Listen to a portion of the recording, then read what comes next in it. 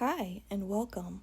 We're going to grow these tomatoes in my skinny driveway garden, and you can do it too. Hi guys, today is June 28th. These were all direct sown from seeds, except this one right here. This was a volunteer from the back, so I squeaked it in here. But you can see, this is kind of impressive. This one is not as big as the ones that I direct sowed. You can see also that I've got a nice thick, well, it was much more thick and pillowy before it rained. We've had a lot of rain, so this is just sinking down. And this here, these two are in part shade. They're doing quite well. I planted sunflowers and green beans in this area where the flowered overwintered carrots are, and they did so good in the part shade over here. Plus, I kind of planted them right here in the middle of all of this. I could get all the way around the circumference of that and pick my green bean. How full this one is here. I need to come in, and this is what I'm going to do today. I'm going to get on the concrete and I'm just going to scoot right down the row, and I am going to prune the bottom part of these tomatoes. Even though I've got grass here and the soil isn't going to come up, I want the aeration of pruning these.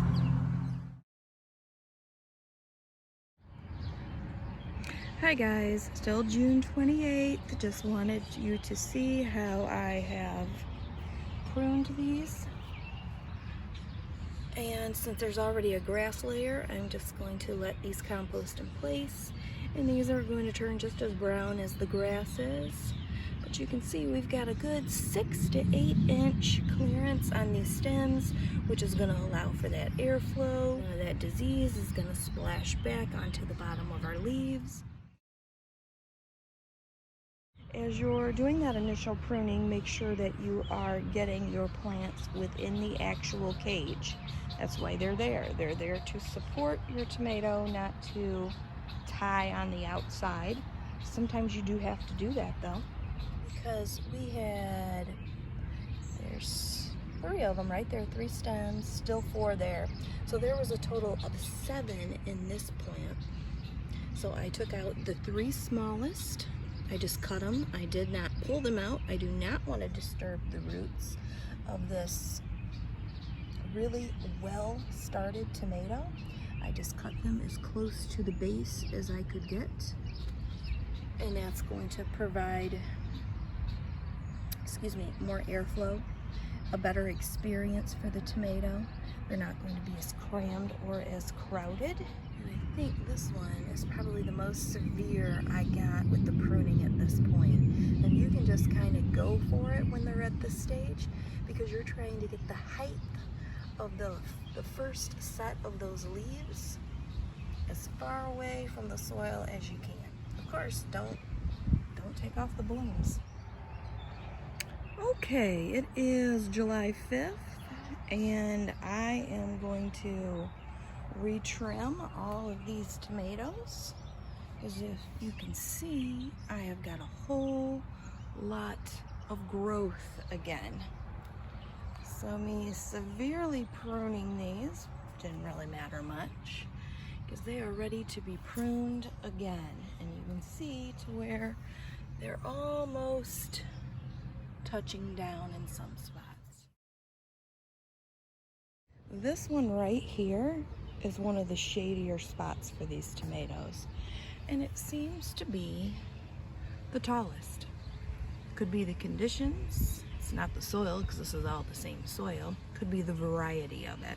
I believe these are the first ones that I've seen so far. This one I went a little bit more crazy on, because this is kind of in the most shadier spot. So I need as much of that sun to get to these blooms and these tomatoes more than I do down here in the sunny spot. I can leave these a little bit more bushy if I would like, so that we don't have any sun scald. Hi guys, today is August 18th. I wanted to do a quick update as to this little driveway path and garden and just how much growth you can get out of a very small space. Look at these, aren't these gorgeous? And here's my pumpkin. And I have peppered things so that the groundhogs will not get them. And here's my gorgeous, not yet blue, but blue doll hybrid pumpkin. And all of these that I've got up here, except for the volunteers that I planted, are not cherry.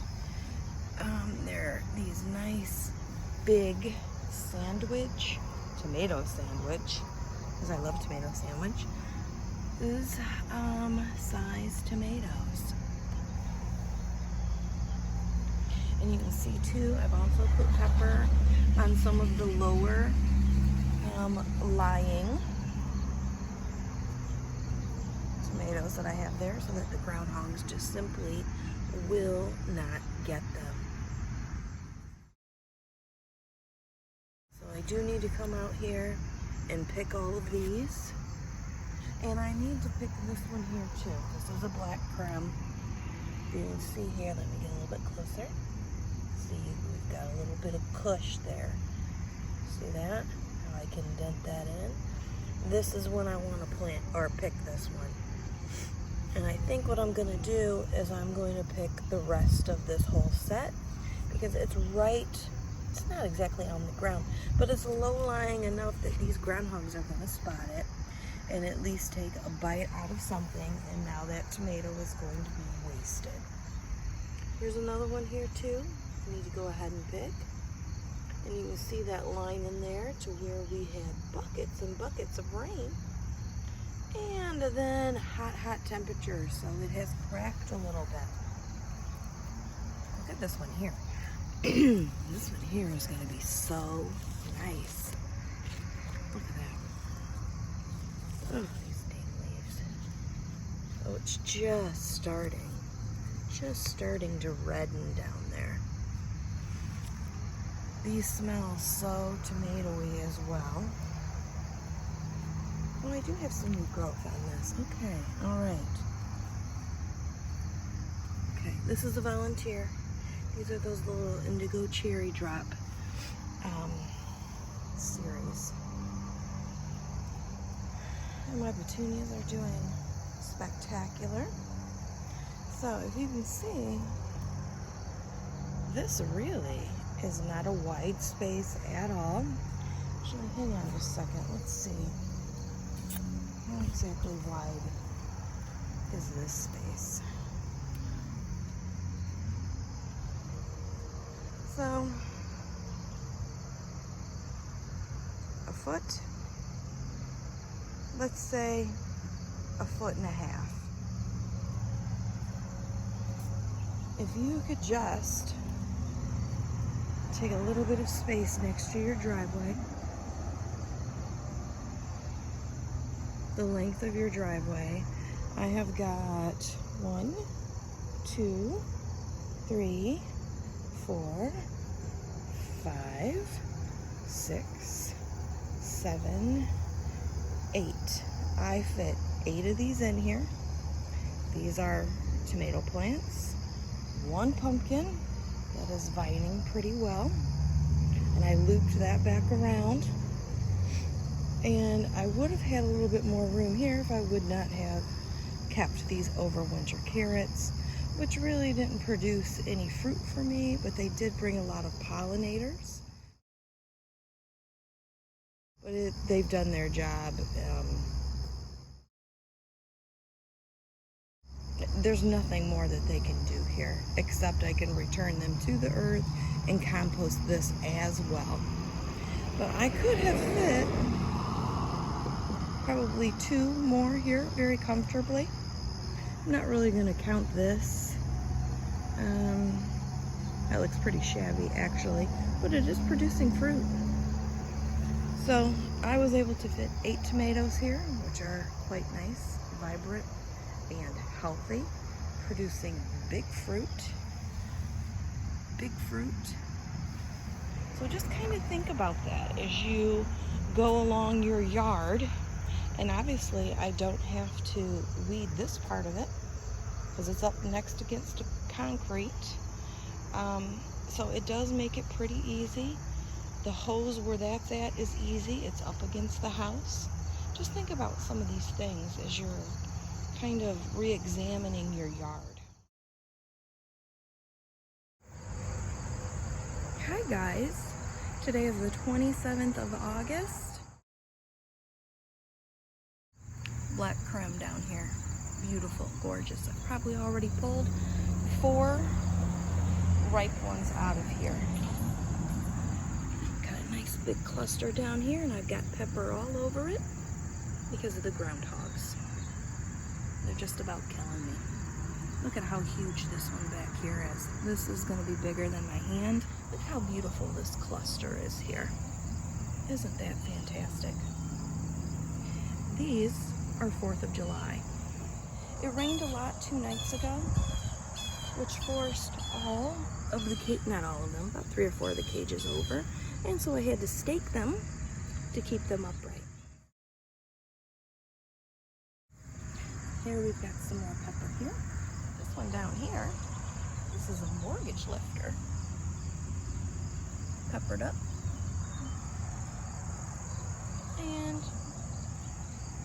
giant Belgium. How nice that is. And here's our blue doll pumpkin. That's just pepper. That's all that is, to keep those groundhogs away. In here, I dug a nice big trench. Put in our kitchen scraps and just covered them up so nothing would dig them up. So if we look at them this way, what a nice little neat, tidy, orderly driveway garden we have here.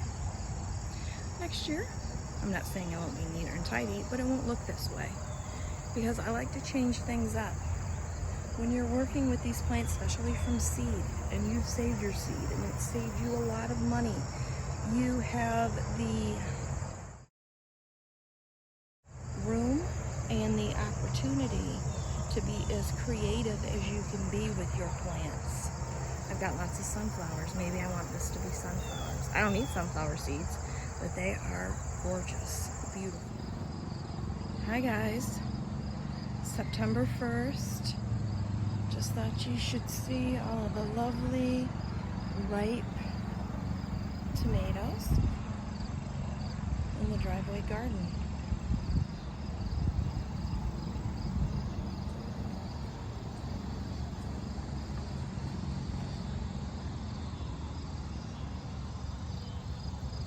What a blessing.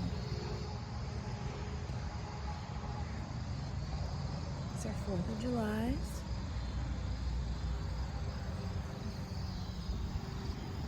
I'm not sure what those are still.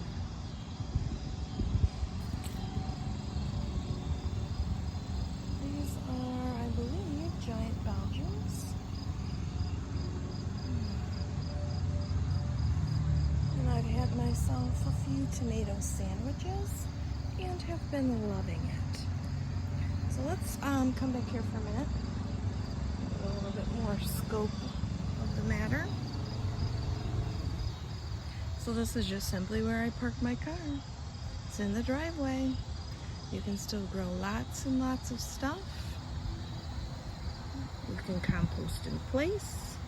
You can have some herbs with some cilantro. You can still have kind of a hidden drive. People can leave you alone a little bit. Just thought you'd like that lovely update. Hey guys, thank you so much for watching this video. If you would please subscribe, that would be very sweet. I do invite you to watch some of my other videos. I have quite a bit on tomatoes and almost anything else that you could grow in your garden. Thank you.